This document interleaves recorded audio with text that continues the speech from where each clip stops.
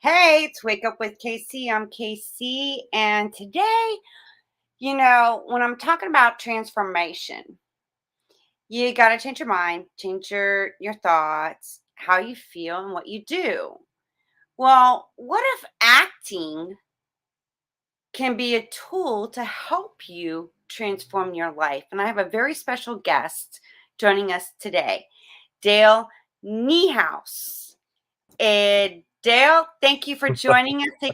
Thank you for taking the time out. I know you have been busy, and we've had an interview scheduled, and you got a call for an audition, so there was a delay in the timing of everything. So I wish you best of success in that interview.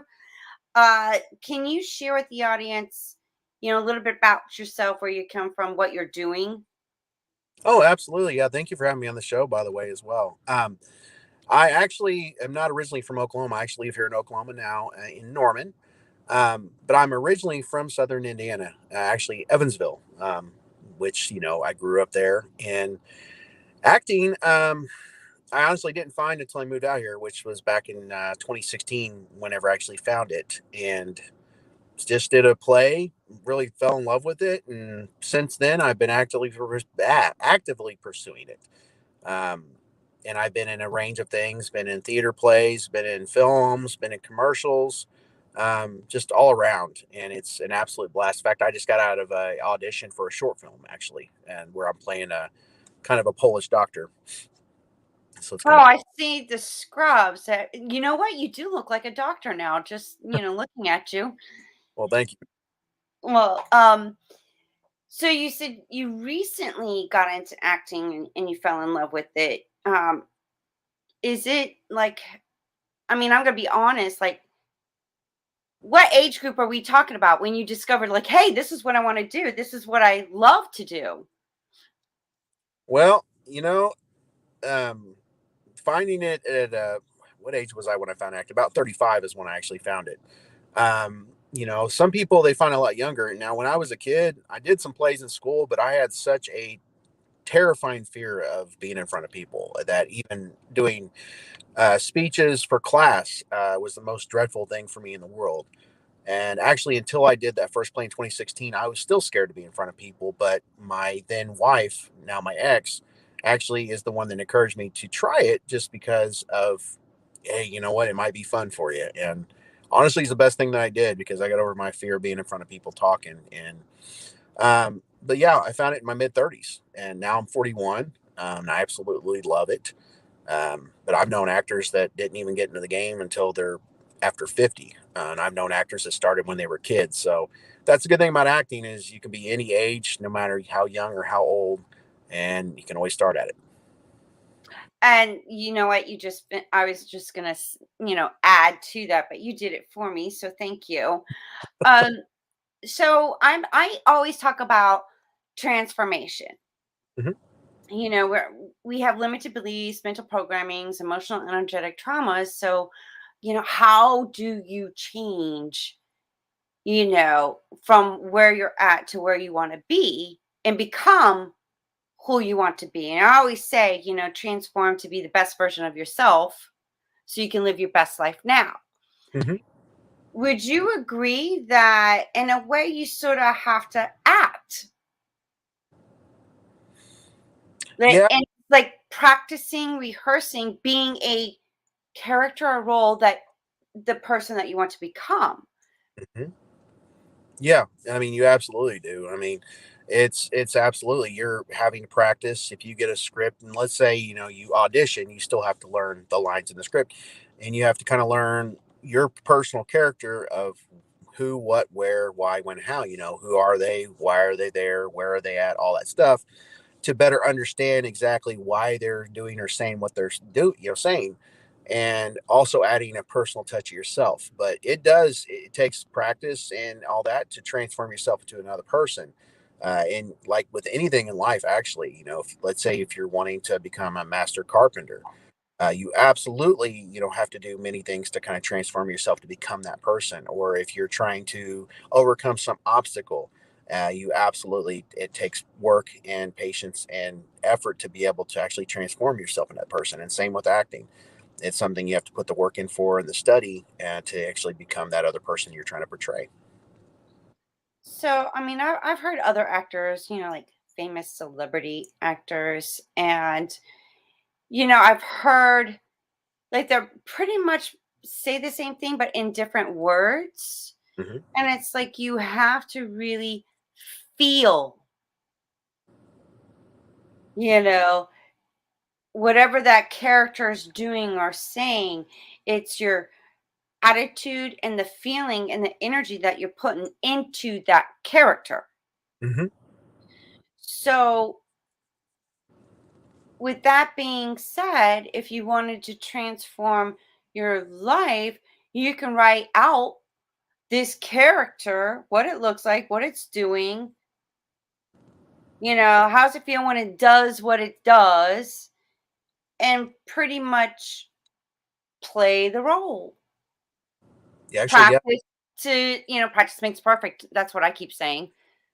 Oh, yeah. You can absolutely do that with regular life too. If you want to be a certain person, if you want to be a certain way in life, yeah, write it out, write the story out, write the plan out of why, who, what, and same thing. And it honestly can work in real life too, as well as acting. And would you agree that uh like some people are stuck in that same role and they haven't decided to change roles? Oh, yeah. No, there's a lot of people out there that, and it could be many things. It could be fear of change. It could be the fact that they just feel completely stuck and lost and not know where to go and have no direction. And yes, I believe people out there can be stuck in a certain role in their life and just can't get out of it because, like I said, they may be fear. It could be that they're lost and they just need some direction. And the same with an acting role. You may end up not being able to perform it because you're afraid or you feel stuck or you have no direction. And so, yeah, I absolutely believe that about life as well. Including the victim role, like Yes. the I see a lot of that, and it brings out negativity, like negative energy. Oh, it does. It absolutely. I've had friends of mine that were victims of some form of abusive relationship, and they just were stuck in that situation. And a lot of it was because not only were they afraid of what the abuser was going to do, but also too of afraid of starting over. And that's kind of where they get stuck in that loop that they can't escape unless they do make a change. And I've known people that were lucky enough to get out of that situation, and I'm so grateful that they did. But unfortunately, it happens a lot. I'm one of those people. Really? Yep, and I just got to the point where I was already in my second marriage, and it was mentally, verbally, emotionally abusive. I'm so And sorry. I was like, "Is this all there is to life? Like, this is it? Like, did I come here just to deal with this, experience this, and this is all there is? I don't want to be here." Yeah. And I'm like, "But if there if the grass is greener on the other side from where I'm standing, then show me." I just felt so adamant and frustrated and a little angry. Well, yeah, of course.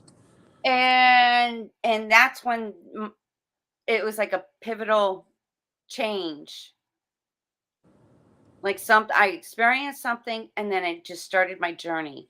One, awakening, and two, just like a God realization of, wow, oh my God, I had it all wrong. We have it all wrong, Oh wow, And it is. Life is here to experience. And would you agree that we're here to experience many things in life, and it's somewhat similar with acting because you could play different roles. Yes, you absolutely can. You can play different roles. And yes, life is about experiencing. And in my opinion, I think life itself can be is so easily compared with acting. I mean, just in your regular self. I mean, you know, one role you're a mom if you're a parent or not, another role if you're in a relationship, you're, you know, somebody else's significant other, another role you could be a teacher or whatever. And so life is about experiencing all kinds of different things, and we all play these different roles, and it just can all kind of intertwine. But yeah, actually life is a good comparison to acting. It absolutely is. I like that. Oh, thanks. I just that's how I'm comparing it, and it just makes sense. It really does. It absolutely does, you know. And that's the thing about acting roles I do love, is because a good actor will not only portray the role as it's supposed to be, but they will also put parts of themselves into it. And so it kind of becomes very personable to them because they're actually feeling what that character's feeling or thinking. If they're happy, they're sad. And it's same thing in life, you know. Whether you're a parent or something, you go through so many struggles, and you're always trying to find ways to perform that role better in life. And sometimes we don't always do the best job that we can, unfortunately, but hopefully there's always a chance better tomorrow, you know. Right. And seeing documentaries and I was looking at some of the war, movies and documentaries. They're always documentaries. I'm into documentaries. I'm not into so much some sci-fi, yeah. But when it comes to documentaries, it's like I know how the film industry can sort of exaggerate certain things and whatnot. So I just go in and get the pieces that I can cross reference and research. Hmm. Actually, okay, that did happen. Oh, they're getting a little crazy on that one, but and understanding and going back in time, I'm like, wow, seems like we're repeating history. Just the clothing and the hairstyles have changed and the weapons have changed, but it's like we're doing the same thing over and over again. And like, what's the purpose and why? And then being an actor playing those kind of roles where there's violence and hatred and killing and whatnot. I just don't think I can do that. So, and then like what kind of vibe, what kind of energy does that create in a collective way? Yeah, it's to play a character that ends up, you know, like say a soldier, like, you know, the We Were Soldiers film, you know, that's a good one, for instance, which I really do like that one.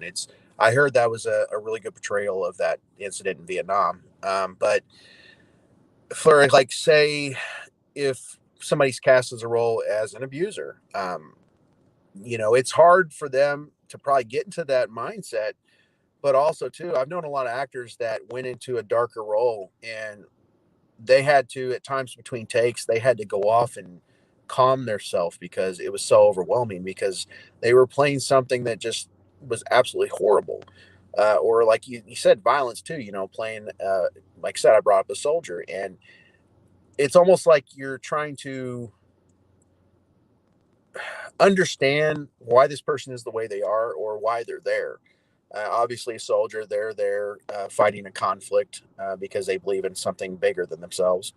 An abuser, obviously, there's something happened in their past to make them so angry that they just absolutely just take it out on somebody. But it's hard to get in the mindset of playing these roles. It really is. I mean, they all need to be told, you know, especially if it's a documentary or a movie based off real life, and there's uh, like I'm trying to think of a good example of a film to where, uh, well, like in Shawshank Redemption, with the scene where the guys were attacking Andy.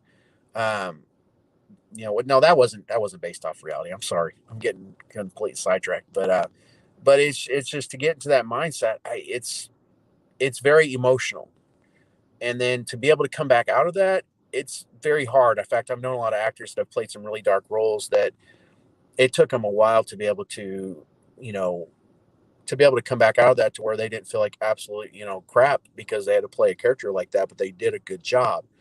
But it's very hard, very emotional, taxing on the actor. Well, you know what? Because I honestly, I do not believe that we were created. to kill. No, I don't either. And it does something to you. And when you're taught it, and then the deception of having, because going back in history, you know, I go like 450,000 years back.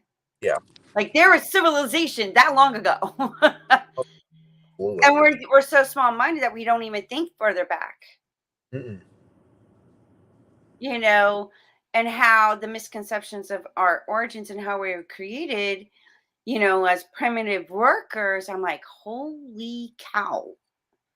You know, I look at the time of Alexander the Great, and the gladiators, the Romans, and then there was the Sumerians.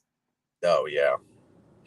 And I'm like, okay, so, and I'm a visual person, so okay, show me the map. Sumerians were over here, and a lot of, if you look back in that time, all the continents were somewhat of a cluster together. Hmm. And then a catastrophe happened, and it sort of separated everybody. So I was like, well, that makes more sense. Hmm. Yeah. So then, I don't know if you know about the Anunnaki from the Sumerian text writings and whatnot. No. Uh, it's very interesting, and it goes really in depth. But they stationed themselves in seven parts, and there was other civilizations on top of that before they came. So I find that fascinating.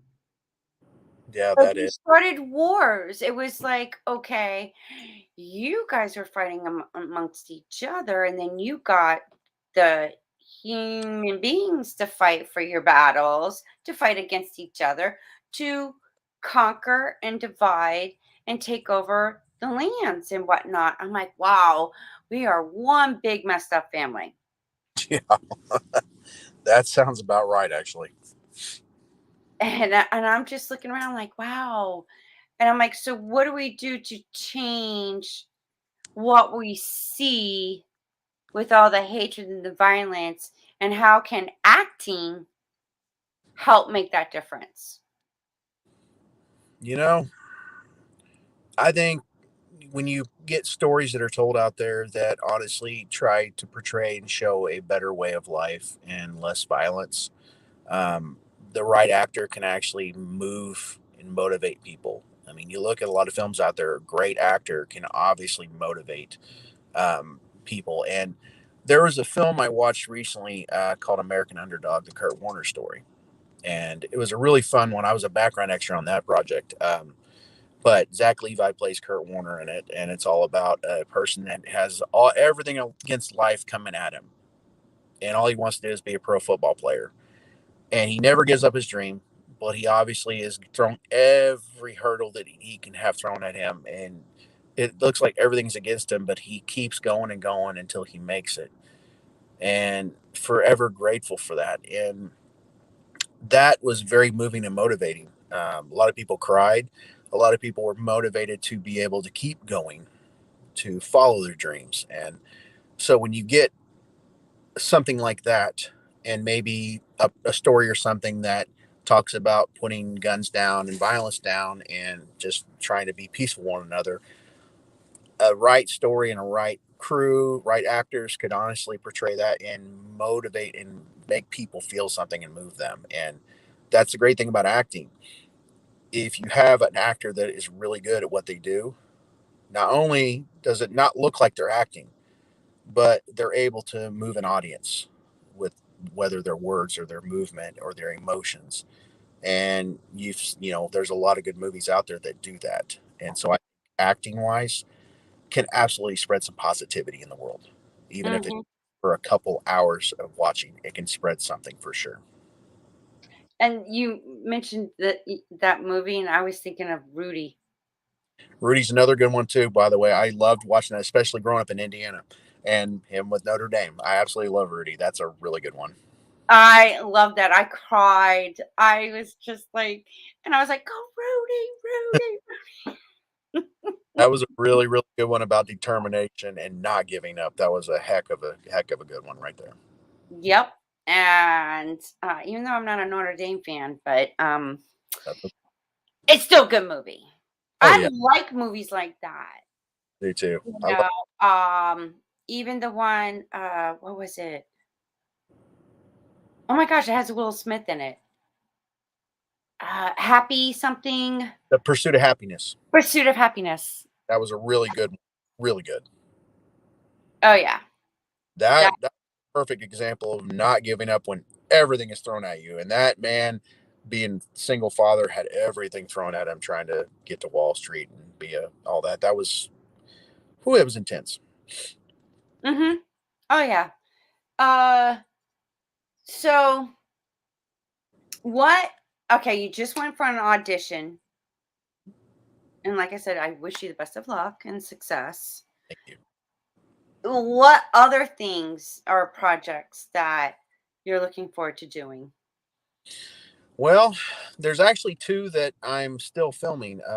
There's a short film that I'm going back this Sunday if everything works out right to finish my scenes on called Escape. It's about a wife or a fiance that actually hires a hitman to kidnap her fiance and try to get information out of him. And I actually play the hitman in that one. Speaking of playing bad guys, it's been a fun one. So there's that one. That's a little short film that's going on in Oklahoma, and it should be released sometime late spring. I don't know where yet, but I will definitely find out. And then a series I'm on called The Joneses. It's kind of like a comedy slash drama. Deals with a family called the Joneses, and that I actually play a doctor. And it's we're still finishing filming on that, and I don't know where it's going to be released, but it's going to be distributed. Though I did find that out. But it's kind of it's for the whole family. The whole family can watch it. They wanted to try to make it to where it was appropriate for all ages. It deals with every daily things. Like you can obviously relate to any of the characters because you have the husband and wife. I'm the doctor. She's the lawyer. They constantly, give that look to each other like, "Are you serious?" You have the grown kids that live at home in their 20s who obviously need to move out, but they work and they live at home and still mooch off mom and dad. Hello, who doesn't have kids like that? Uh, and then you've got some relative that is completely just throwing a wrench in everything, and we have that too. It's her sister, and so it's just a whole around family. It's almost, I almost want to say it's like mixing Roseanne with Modern Family, because if you remember, I don't know if you ever seen Modern Family, but how every once in a while, like some of the, or even The Office, to where some of the characters are actually talking to the camera like they're being interviewed. We do some of that in the show too, and it's kind of like almost like a venting session about the other members of the family. It's really cool. But those are the two big ones that I've got working on. And there's another show that is not done. We haven't started filming yet, but it's called Lineage. It's really cool. It has I can't really talk too much about it, but it deals with some different creatures in it, and it deals with these people that are kind of intertwined with it. And um, some of the people are good, some of the people bad. Some people are hunting the monster, some people aren't. But that's also looking like it'll be distributed next year. I'm just not sure where yet. So there's a few projects right there. And then obviously I audition probably, I've been getting um, every week for the last several months. I've been getting at least 4 auditions a week, sometimes 7. And, just keep getting them and keep going for them. And sometimes I get a call back. Sometimes, hey, I don't hear anything back, but it's just the numbers game, basically. Well, and everybody's still doing the safety guidelines, do like masks and whatnot. Yeah, some of the smaller productions, they may not as much, but because they also have more space between people. But yeah, most of the productions anymore, yes, masks are required on set until filming's going on, which means most of the crew has to wear a mask at all times. Actors obviously wear them until they get ready to call action. Like in American Underdog, we had to wear a mask until it was time to do the scene. And then COVID testing. They're doing, if I'm correct, they're doing at least two a week on most production sets, if not more, just to make sure they're trying to make sure that everybody is healthy and there's no chance of spreading COVID. So they're taking all safety measures seriously when it comes to that because they want to still make productions, but also do it safely. And so that way everybody can hopefully go home safe without being sick. So, yes.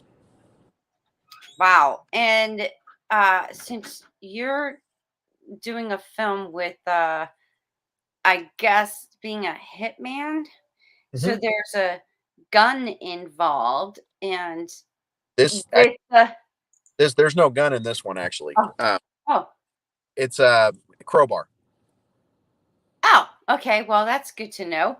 Um but now with I mean Alec Baldwin with what happened to him, it's a tragedy. And with between the COVID, the settings, and whatnot, I know accidents happen. And, with everything going on, that I just can't even imagine, that whole experience. So, what do you think the industry is doing now to prevent any further incidents like that?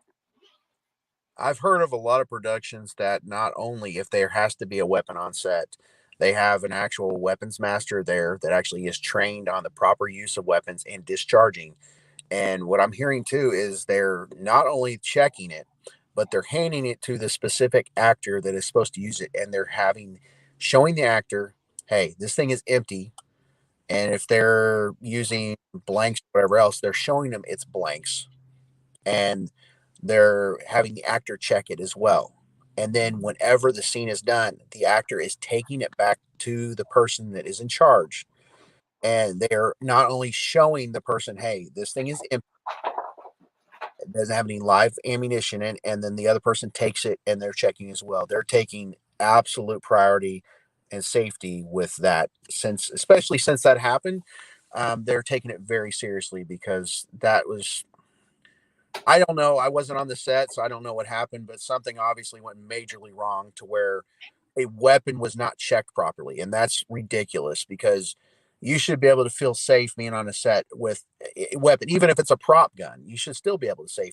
And that's with any production, whether it's a rubber crowbar, which, by the way, in the film I'm doing, it's a rubber crowbar we're using. It's not any danger of hurting anybody, but we're still checking it. Whenever we get the weapon, we're checking to make sure, okay, hey, this is safe. We go over exactly what we're going to do safely, and then when we film it, we do it very safely. And we always, with the other actor, let's say it's a scene where I've got to hit him with a crowbar, we go over it and we choreograph it several times to make sure, okay, we're going to do it this way, are you fine with that?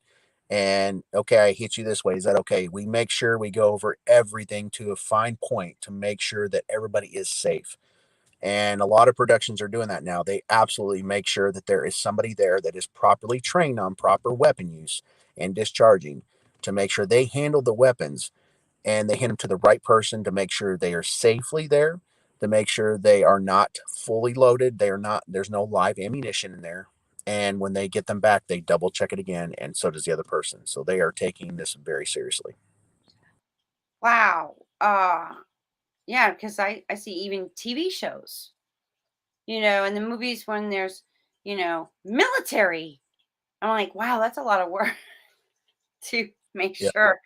But I mean, it is what it is. And when you're trying to show something that has to deal with that, I mean, wow, it's just astounding to me. And it's unfortunate that that happened. I feel it's like your heart, goes out, to Alec and, the person that passed away, their family. There's no winners in that at all. No matter what happened or who was responsible for what. I mean, it's still somebody. At the end of the day, people died. Somebody's being blamed. It's just not good all around. I mean, the only The only good thing that came out from this is it made a lot of productions realize that we need to be more careful and we need to be safer about what we're doing. I mean, it's not good all around what happened, but it did make people pay more attention and realize that we need to really, really be careful what we're doing because it's. I mean, then there's times where I mean, if you remember right in The Crow with Brandon Lee, uh, I think the same thing happened with him. Yes. What I think was his though, if I'm correct, I don't know if it was a live round, if it was a blank, No, it but was a live round. it was okay. Okay, It so you was the think, same scenario. He was, I think, on top of that table in the conference room when they were getting ready to do the scene. yeah, And there was like what, 5, 7 people that he was getting ready to, and it shot him. yeah, and that was because And they I didn't. love that movie. That's one of the movies I like. I mean, I'm That, not into that violence, but The Crow, oof, oh yeah. yeah, I love the Crow. Harold. Of course, I've been a fan of his dad. You know, for many years, even before that, Bruce Lee, and but yeah, I was a fan of Brandon Lee from day one, and just hearing about that happen just tore me up. But you it's just crazy to think that it, and even recently that happened, that there are times on film sets that just that stuff happens but it shouldn't, and I think now maybe because of all this that has happened that maybe it won't happen again, that they're going to be a lot more extra careful, and I really hope so. And I look at it in this perspective, and God bless that woman. What if the her whole purpose was just for that? Yeah, it's insane. So um less accidents happen, and the industry sort of, because it seems like they slipped off when Brandon Lee. yeah, And it seems like, okay, you guys are going back to old habits, and you know, you're doing something in the arts that, hey, everybody, who knows? But I mean, it was just a thought that came in, like, well, what if that was her purpose? Just to, I don't know. I'm just, it's interesting. oh yeah, no, it is, it's that's and I mean that's very interesting. I mean, I hope that wasn't her purpose, but I mean, because of what happened now, they've taken extra safety protocols. I mean, it sucks that it happened. It really does. There's no win. Mhm. But I mean, I'm glad that productions are now taking safety protocols to make sure that type of stuff doesn't happen again. So I am very grateful for that. Yes, me too. And what else can, there was something else I wanted to ask you. Sure. Oh, okay. Yes, I remember now. Is there, if a audition came to do like a sci-fi role, would that be something that you would be passionate about getting involved in? Oh, you kidding? I grew up being a sci-fi fan. I mean, I grew up watching Star Wars, Star Trek, reading Dragonlance novels, Lord of the Rings, all that stuff. Are you kidding? I love sci-fi. Absolutely. If there was an audition that came for a sci-fi project, I would be all over that, trying to get onto that project. Well, I loved E.T. and Dee Wallace. She played the mom, Yes. and she also played in Cujo. She was my superhero back in the day. That's right. She did, didn't she? Yeah, the whole part of the whole scene in the movie, she's in the freaking car. I know. That movie scared me as a kid. Scared me. Really? Oh yeah, I ended up watching it. I mean, my parents at the time, they ended up letting me watch it. I can't remember how old I was, but just seeing that killer dog in there, that scared me. But here's the thing that was confusing to me. My aunt and uncle they raised Saint Bernards, and that's not how they act. So I was like, and then it got bit by, I think some bats that had rabies, so it went rabid. So I'd never seen a dog go rabid before. So that's apparently what happened with that one. But it was just like, how did you get through that? She was, believe it or not. I mean, you can check it out on one of my episodes and see it on my YouTube channel. But she was, I think she said there was 12 dogs, St. Bernards with a trainer, and all they were doing was trying to get their toy. I was like, "What?" What? Really? Yes. You gotta go check that episode out. I That's was like, Well, that's interesting. She goes, and it was cold. And I'm like, it was? She goes, yeah, we were freezing and poor I forget his name, was shivering. So she Oh, asked the director, hey, can we get a heater, in the car? And they wind up you don't see it, but they got a heater in that car because they spent majority of their time in that little Pinto. and honestly, when it comes to film sets, there have been times I was on a film set that you had to pretend that it was 20 degrees outside and it was 90. There's times where you had to pretend it was 90 degrees outside and it was 20. Um, so I can definitely foresee that happening. And also, too, there was a short film that I was in that it was I played a basically a corpse, and so I was laying in a watery grave, not very deep. It was very like shallow, but there was water in there and on top of me. And in Oklahoma, the winds can get kind of strong, and it was about 50 degrees outside, maybe 55, and that water was freezing cold. And so between takes, I was shivering. And but then whenever it was time for action, I had to sit there and lay as still as I could. And believe me, it was a challenge. So yeah, I can kind of feel for her when it comes to the being cold in a scene and trying to pretend like it's not. It's definitely an art in itself. Well, do they take safety measures to like help keep your so you don't get Oh, hypothermia or oh yeah, yeah. Like a lot of times, like if let's say, and I say 20 degrees, but reality, if it's usually at cold outside, they're not doing scenes like that. Usually it's about 40 or so. Yeah, a lot of times between takes, like for the actors at even the background, they would put jackets or coats back on, and then they also have heaters in place too if they need to warm up. But yeah, in between takes, a lot of times they're putting their winter coats on and everything to stay warm. And then when it's time to do action, they just have to take them off and then just pretend like it's hey, it's warm outside, you know. But yeah, they absolutely have safety measures in place to make sure that people are not getting sick and not freezing to death. They're up more production's main concern is obviously getting the production done right, but also the safety of their actors and their crews, so they absolutely take that very seriously. well, that's good to know. And in case one day I feel like acting, but I'm acting now in a way, I Yes, think. you But are. I like being my true authentic self. So that is the biggest act for me. It's just being myself. And would it be safe to say that like sometimes acting brings that out in everyone that like their true authentic self at times?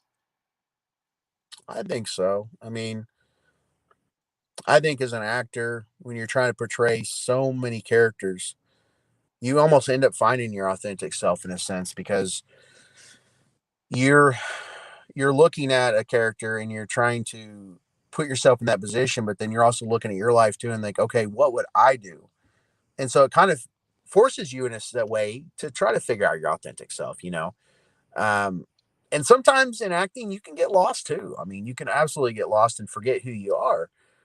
But there's many times where I had to do a role, research a role, and I had to think for myself, what would I do?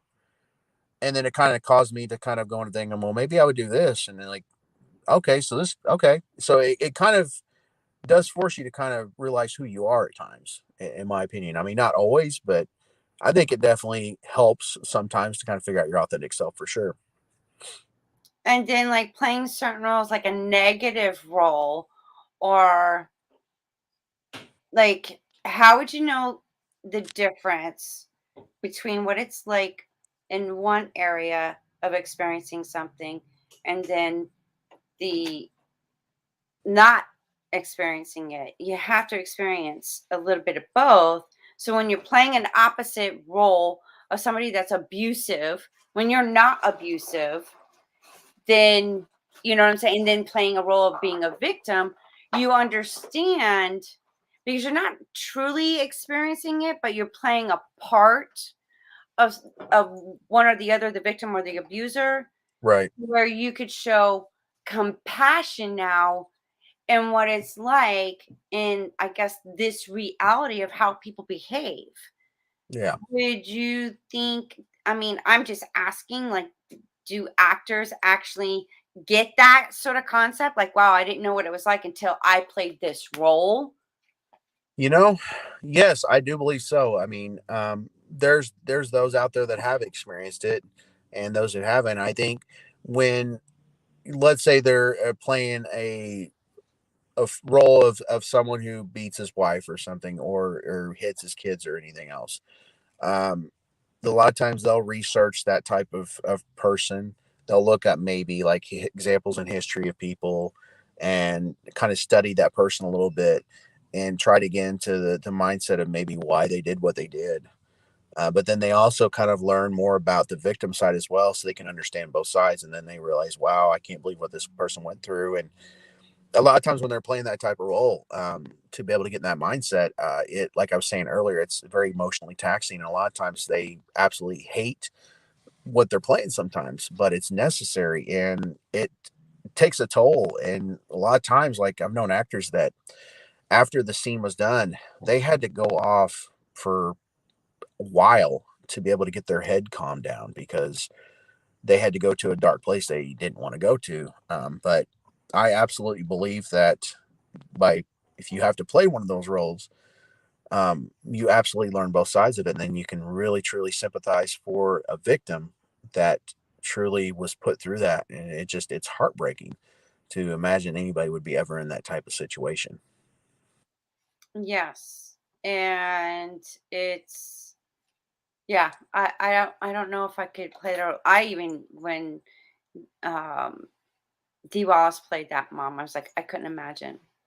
Like, and I'm a mom. Yeah. Because I wasn't even a mom. I just had a mom. So she, you know,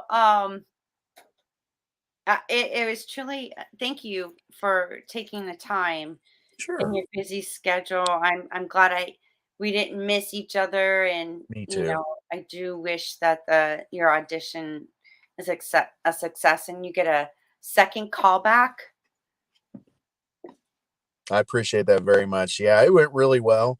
I think they're going to have me come in and read again for it, the way they were sounding, because they really liked my accent that I did in there and the character. They said that I really like studied it and kind of got into the mindset of the character, and so sounds promising. But like with anything, I just kind of when I get done with an audition, I'm like, like piece of paper, like throw it up and throw it away. I'm like, just kind of put it out of your head because it with any like with any actor, you if you get so many auditions and you sit and think about each one, it drives you crazy. So when you get done with the audition, just throw it away and move on. And then if you get a call back, hey, it's a nice surprise. Well, what kind of advice can you give to a young inspiring actor or actress that wants to get into the industry? Well, obviously it's a game, not a game. It definitely has its challenges. It definitely has the moments to where you're gonna actually, even to this day, I still have moments where I'm like, do I want to quit? Um, but what I suggest anybody, especially if you've never been on a film set, one good way to get some experience is doing background on a bigger film set. Like I've done background on a ton. Like I was background in the film Reagan with Dennis Quaid, um, and it gives you an idea not only of being on a film set and all everything goes into it, and also too that the times, you may hear, well, there's working about 6 hours, and it may end up going to 10. Um, so it can fluctuate, but then also too, you can find out that the movements and just doing stuff over and over again and kind of get a feel for that. And also too, it gives you a chance to network with other actors. And that honestly, networking is key. It's a good way to get communication and also get your name out there. Something I also suggest to up and coming aspiring actors and is to not only get a proper headshot, which gives casting directors a visual of what you look like. That way they can know, okay, I can cast this person because they're bald or they have long hair or whatever. And then another good thing too is as you start doing projects is build an acting resume, because a headshot and resume are going to be two things that a casting director looks at to see, number one, what you look like, number two, what kind of experience you have. And Mhm. as you continue your acting journey, you will add more to it. You'll delete some stuff, because anybody who's been in it a long time enough eventually will want to start taking their background stuff off their resume and put more of the speaking stuff. Although I know people that in the bigger markets like LA and Georgia that all their full time job is background work. They do it. They make really good money at it, and they love it. And it's, honestly, there's a lot of people that do. But another thing I suggest too, you've Well, never. hold up, Dale. What is background for people that don't understand that? I'm so sorry. I'm so sorry. Background acting. Let's say you're watching a film. I'm trying to think of a good example. Uh, well, like in the Avengers, and you see people running down the street in New York, Hmm. or you see in Deadpool, you see these people just walking down the street, just doing everything thing, or you see people sitting in a restaurant, but you don't actually hear them talking. That's background. That's people that are filling in the background for the scene, for the main. Oh, okay. So, because like for Okay. instance, if you had like let's say the Avengers film, and they were coming out and there was no people there, it looked weird. Or if you were in a restaurant scene with two main actors, like in The Godfather or something, and it was completely empty, uh, it would look really strange just to have the two actors and nobody else there. So that background, they fill in the background for the scene, and they're very important because obviously without them, you wouldn't be able to do the scene. So, what's the difference between background and extras? They're kind of in the same, really. Background Oh, okay. kind of the same. They're just called different things, but pretty much background and background extras, extras, it's kind of the same thing. They're just kind of extra fill-ins for the scene to kind of tell the story. And then there is such a thing as featured extra, where it's an extra that's featured really close on camera. Maybe in the same scene as the main actor, and they're just kind of right there, but they don't have any lines. That's what background and featured extras basically are. They just don't have any lines, but they're just kind of in there to fill the background. Oh, wow. Okay, good to know. Hey, you learn something new every day. I'll try. Well, Dale, it was a pleasure, and I again thank you so much. I look forward to hearing more from you and what you're doing in your next projects. And I think we're losing you. Oh, there you are. You're sideways. Sorry about that. No, no, no, that's okay. But thank you again for joining. I wish you the best of success. Thank you. And please keep in touch. And I would love to have you back on again. I would absolutely love to be back on again. This was absolutely wonderful. Thank you for having me on. Ah, it was a pleasure. Thank you. Thank you. Well, there you go. I learned something new every day. And, you never know who I'm going to get on my show. So you got to stay tuned. This is Wake Up with Casey. I'm Kimberly, or I'm Casey.